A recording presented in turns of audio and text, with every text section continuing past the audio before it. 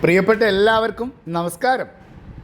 ഇന്ന് ആൻഡമാനിൽ കൂടെ ഇങ്ങനെ നടക്കുമ്പോൾ കടലിനോട് ചേർന്ന് അങ്ങ് ഉയരങ്ങളിൽ നമ്മളെ ത്രിവർണ്ണ പതാക പാറിപ്പറക്കുന്ന കാണാം.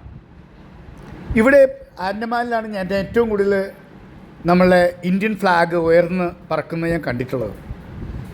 ഈ സ്ഥലത്തിനൊരു പ്രത്യേകത ഉണ്ട് കേട്ടോ.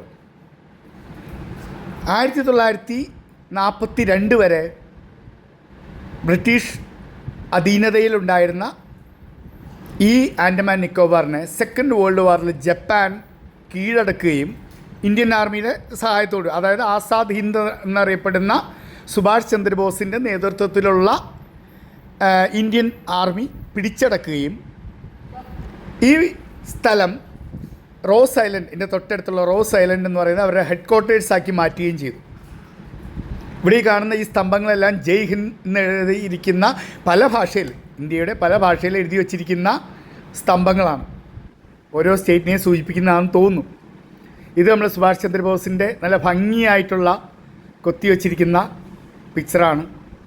അങ്ങനെ റോസ് ഐലൻഡിൽ നിന്ന് സുഭാഷ് ചന്ദ്രബോസ് 1943 ഡിസംബർ 30 പോർട്ട് ബ്ലെയറിൽ വരികയും ത്രിവർണ്ണ പതാക ഫ്ലാഗ് ഹോയിസ്റ്റ് ചെയ്യുകയും ചെയ്തു.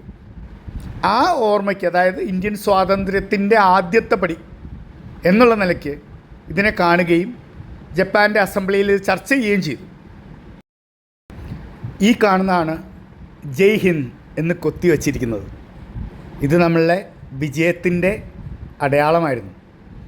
ഇതിനോട് അടുത്ത് തന്നെ 1943, അതായത് 82 വർഷം പിന്നിൽ നടന്ന ഒരു സംഭവത്തിൻ്റെ ചരിത്രത്തിൻ്റെ പതാക ഉയർത്തിയതിൻ്റെ ആ ഒരു ചുവടിലാണ് ഞാൻ നിൽക്കുന്നതെന്ന് ഓർക്കുമ്പോൾ അഭിമാനം തോന്നും, വളരെയധികം അഭിമാനം തോന്നും.